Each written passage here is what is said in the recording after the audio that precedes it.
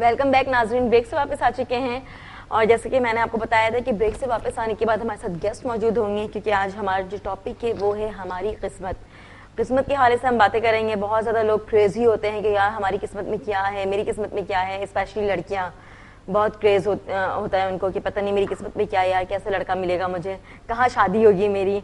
और अपनी फ्रेंड्स हो, कजन्स हो या घर वालों के सामने बैठ के यही सारी बातें चल रही होती हैं। जब लड़की का कहीं रिश्ता लग रहा होता है तो लोग कहते हैं ना कि दुआ करो इसकी किस्मत अच्छी हो और जिस घर में जाए खुश रहे।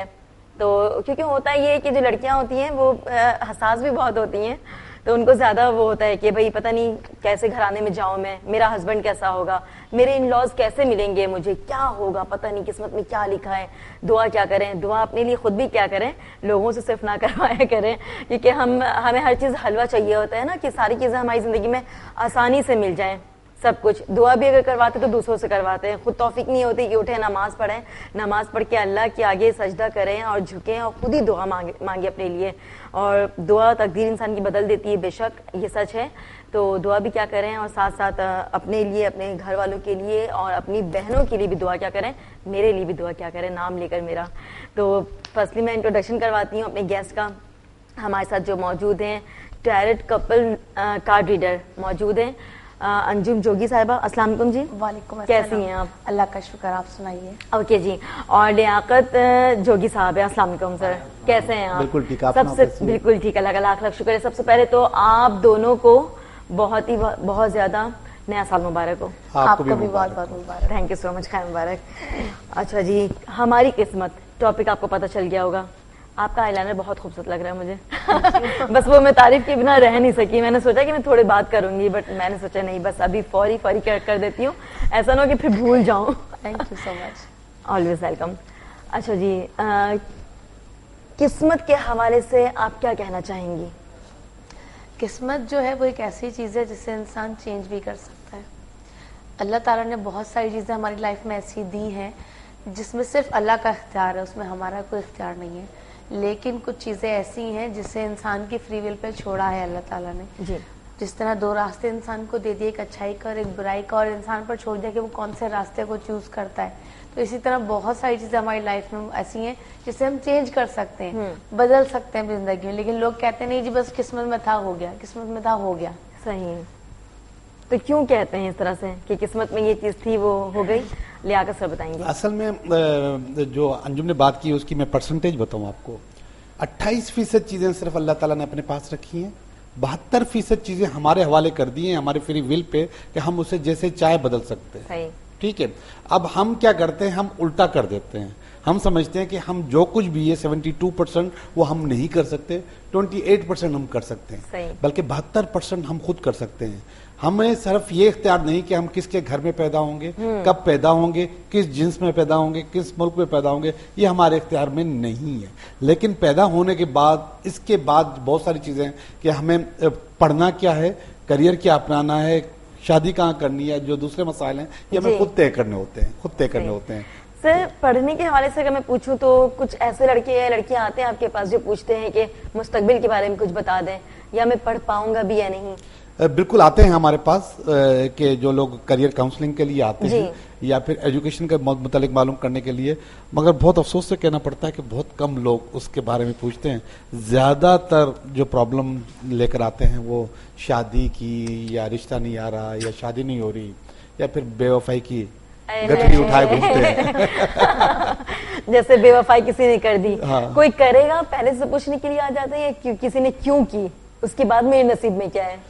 असल में सबसे पहली बात ये सुन लीजिएगा कि ज्यादातर जो प्रॉब्लम्स लोग लेकर आते हैं ना, 99% जो प्रॉब्लम हम बंदा हमारे पास लेकर आता है उसको वो खुद ही पैदा कर रहा होता है। ठीक है, वो खुद पैदा करके हमारे पास आता है। हाँ। मेरी सास खराब, हमारी नंद खराब, फला खराब, फला खराब, फला खराब, इवन आपका मोहब्बत करने वाला भी खराब, हत्ता कि वो उसको अपने आप को नहीं देख रहा होता। हम जब उसकी स्टडी करते हैं तो उस स्टडी में हमें अंदाजा हो जाता है कि ज्यादातर खराबियां आपके अपने अंदर हैं, अपने अंदर। और वो हम फिर तरीके से उनको गाइड करते हैं और समझाते हैं, फिर कोशिश करते हैं कि उसके अंदर से वो खराबियां निकलें। असर होता ये ना कि आपके अंदर खुद इतनी सारी बुराइयां होती हैं तो आपको सामने वाले में भी बुराई नजर आती है। बिल्कुल। तो बिल्कुल सही कह रहे हैं। हाँ, अगर कोई कुछ कर भी रहा है तो इट्स ओके, आप उसे इग्नोर करें। इग्नोर करेंगे तो सामने वाला खुद ही उस चीज को ज्यादा हाईलाइट नहीं करेगा या ज्यादा अगेन रिपीट नहीं करेगा। सोचेगा कि भाई इन सब चीजों को तो नोटिस में लिया ही नहीं जाता, या ये चीज इतनी अच्छी नहीं कि इस चीज को नोटिस में लिया जाए। असल में होता कुछ है, सबसे पहले तो होता वही है जो आप सोचते हैं। अगर आप लॉ ऑफ अट्रैक्शन को पढ़ेंगी तो लॉ ऑफ अट्रैक्शन में ये है कि जैसे आप सोचेंगी कि ये बंदा मेरे साथ बेवफाई करेगा करेगा करेगा करेगा करेगा तो वो कर लेगा। तो आप अपने आप को सबसे पहले क्लियर करें, और जब भी आपके पास इस किस्म की कोई प्रॉब्लम आए तो आप सबसे पहले अपने गिरबान में झांके कि मेरे पास कहाँ गलती हुई है। अगर आपने इस किस्म की चीज करना शुरू कर दी तो आपके पास इस किस्म के मसाइल नहीं है। बिल्कुल सही कह रहे हैं। अंजुम, क्या कहना चाहेंगी आप इस बारे में? बिल्कुल सही कह रहे हैं ये, क्योंकि हमारे पास जो मेन मसला होता है, फर्ज करें अगर रिलेशनशिप की भी लोग बात करते हैं या करियर की, तो उनके पास वाकई में इश्यूज उनके अपने पास होते हैं। वो लेट गो नहीं कर रहे होते, वो स्टक हो जाते हैं, एक चीज के पीछे पड़ जाते हैं तो उसके पीछे लगे रहते हैं, नहीं बस ये हुआ था तो क्यों हुआ था, ऐसा क्यों नहीं हुआ, ऐसा क्यों हुआ। आप बहुत सारी चीजें आपको छोड़नी पड़ती हैं, लेट गो करना पड़ता है। और इवन कि अगर आपके साथ अगर लोग जिस तरह कहते हैं अपनी सास को बुरा कहते हैं, अपनी नंद को बुरा कहते हैं आकर, या उस तरह की बहुत सारी चीज होती हैं। हाँ जी।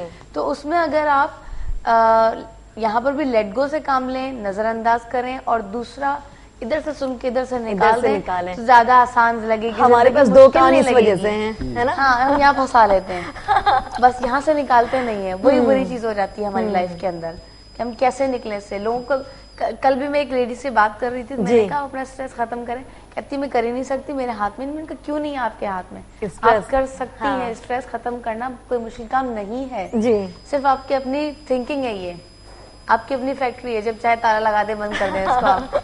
लेकिन जिस आप कुछ कहना चाहते हैं, स्ट्रेस जो है ना, असल में मैं समझता हूँ कि दुनिया का सबसे आसान काम है स्ट्रेस को खत्म करना, और लोग समझते हैं कि यही सबसे मुश्किल है। मगर मैंने वही कहा था कि लॉ ऑफ अट्रैक्शन के मुताबिक आप जो कंसीव करते हैं वैसा ही होता है। स्ट्रेस में एक मिसाल दूं कि एक तोता एक तार के ऊपर बैठ गया और इसके बाद वो तार घूम गई, वो लटक गया। लटकने के बाद उसने चीखना चिल्लाना शुरू कर दिया। दूसरा तोता उसके पास आया, उसको बोला कि तुम क्यों चीख रहे हो? बोले देख नहीं रही मैं लटका हुआ हूँ, मैं परेशान हूँ। तो उसने कहा आप ऐसा करो, अपने पंजे खोलो। उसने पंजे खोले तो वो फुर करके उड़ गया। तो देख लें, मतलब वो बिना वजह परेशान आप उस मसले को चिपके रहोगे ना तो फिर आप शोरी मचाते रहोगे, चीखते रहोगे। आप उस मसले को छोड़ दो, लेट गो करो। जितना लेट गो करोगे उतना आपके लिए अच्छा होगी। अच्छा, वैसे आपको इतना तो पता है ना कि हर घर में परेशानी है, यानी कि आपस में बहनें भी आपस में सेटिंग नहीं होती, भाई बहन भी नहीं होते, कभी माँ बाप के साथ सेटिंग नहीं होती, मियाँ बीवी आपस में सेट नहीं होते।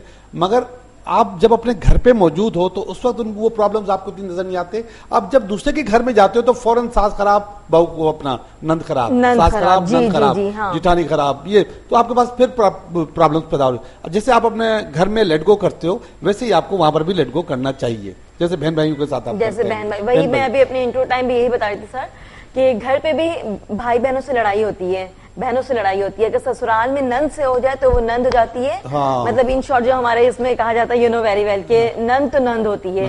हालांकि नंद भी बहन है, नंद भी दोस्तों की तरह है। अगर आप वैसा रहोगे, मतलब एक्शन का रिएक्शन है। अगर आपने गलत नेगेटिवली उसको बिहेव दिया या फिर कुछ ऐसा होता है ना कि जिस तरह से हम करेंगे वैसा ही होगा। अब जैसे हम कहते हैं अक्सर कि गिलास में अगर पानी है तो हम कहते हैं कि आधा गिलास पानी खाली है, आधा गिलास खाली है।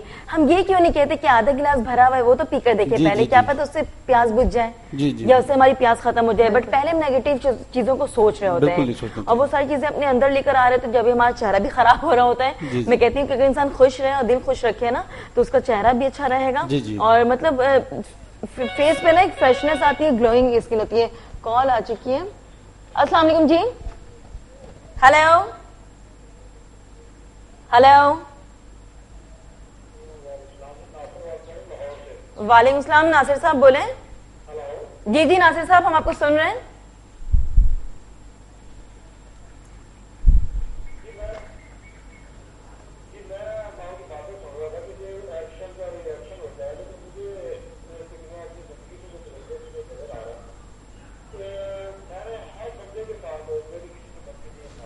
जी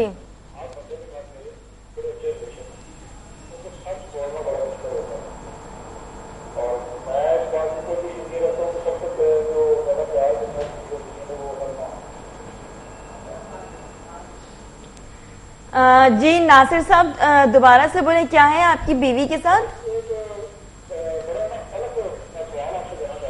जी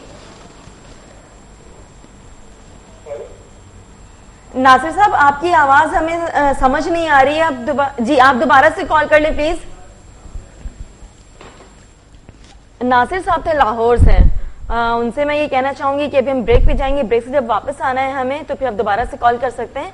एक्चुअली हमें थोड़ी सी आवाज में प्रॉब्लम हो रही थी, तो वहां से लाइन में शायद कोई प्रॉब्लम हो सकती है, आवाज कट रही थी। टीवी का वॉल्यूम ऑन रखा हुआ, टीवी का वॉल्यूम ऑन रखा हुआ था। जी बिल्कुल ऐसा होता है। मैं कहती हूँ अक्सर जितने भी हमारे कॉलर्स होते हैं कि आप वॉल्यूम म्यूट कर दे, होता है ना कि पता नहीं क्या कह रही है सालिया, क्या कह रहे हैं सर, क्या कह रही है मैम।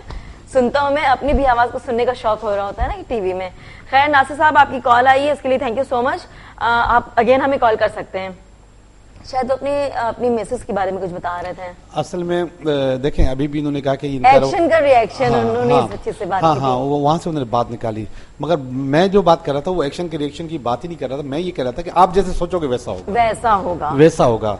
अब फर्ज करें कि आपके अपनी बीवी के साथ सेटिंग नहीं होती, बहुत सारी चीजों में आपकी अंडरस्टैंडिंग नहीं होती है, लेकिन अगर आप अपनी जिस जगह जाते हैं जहाँ पे आप जॉब करते हैं, वहां पे आपके बॉस के साथ भी सेटिंग नहीं है, वहां पे आप हर चीज बर्दाश्त करते हैं। कैसे कर रहे होते हैं?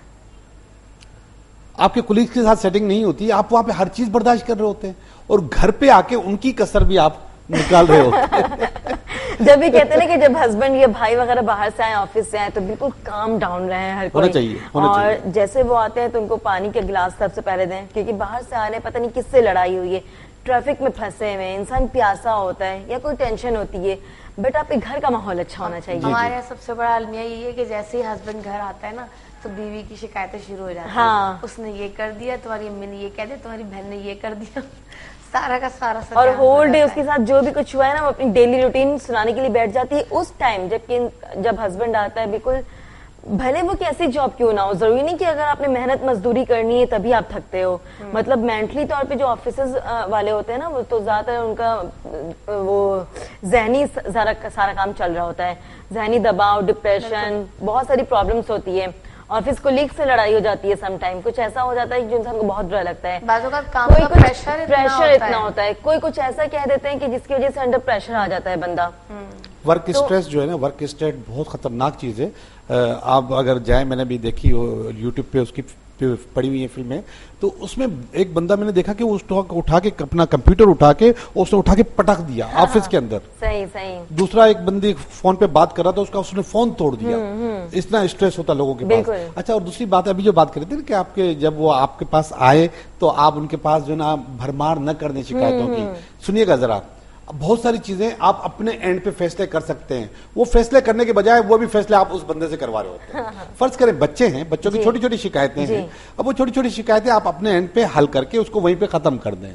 आप नहीं, आप अब्बू आएंगे तो बताएंगे, आपके पापा आएंगे तो उनको बताएंगे, फिर आप उठा के बच्चों का, घर का, दूसरे मसाइल सारे उसके सामने रख देते हैं। वर्क प्रेशर से वैसे आया हुआ होता है, स्ट्रेस से वैसे निकला होता है, दूसरा स्टेट आता है। अच्छा, फिर आप बुरे लगने लग जाते हो जी। आप बुरे लगते हो क्योंकि आप एक सोर्स हो बहुत सारी प्रॉब्लम्स के। आप पैसे मांगती हो, बिजली का बिल दे दो, गैस का बिल दे दो, घर का किराया दे दो, और बहुत सारी चीजों के लिए पैसे मांगती हो। फिर इसके बाद आप शिकायतें लेकर आती हो, फिर आप अम्मी की शिकायत लेकर आती हो, बहनों की शिकायत लेकर आती हो, बच्चों की शिकायत, तो आप मम्बा बन जाती हो परेशानियों का। तो आप अपने एंड पे बहुत समझते कि यार अभी घर जा रहा हूँ, घर जाने से बेटर है कि ऑफिस से तो छुट्टी हो गई, मैं अपनी किसी फ्रेंड के पास चलता हूँ, उनके साथ बैठता हूँ, गपशप लगाता हूँ, और फिर वो इंसान घर पे लेट आता है। अच्छा, और वहां पे उसको सुकून मिलता है, नो डाउट सुकून मिलता है फ्रेंड्स की गैदरिंग फ्रेंड्स के पास। ठीक है जी, अभी ब्रेक का टाइम हो चुका है, तो नाज़रीन हम जाते हैं ब्रेक पे, और ब्रेक से जब वापस आएंगे तो फिर मैं आपसे पूछूंगी कि घर में जो औरतें होती है, खवातीन, उनको किस तरह का माहौल रखना चाहिए कि उसका हस्बैंड है, भाई है, बाप है, मर्द की फॉर्म में कोई भी हो तो वो खुश रहे। ठीक है जी, ब्रेक का टाइम हो चुका है, तो जाते हैं हम छोटे से ब्रेक पे, मिलते हैं ब्रेक के बाद।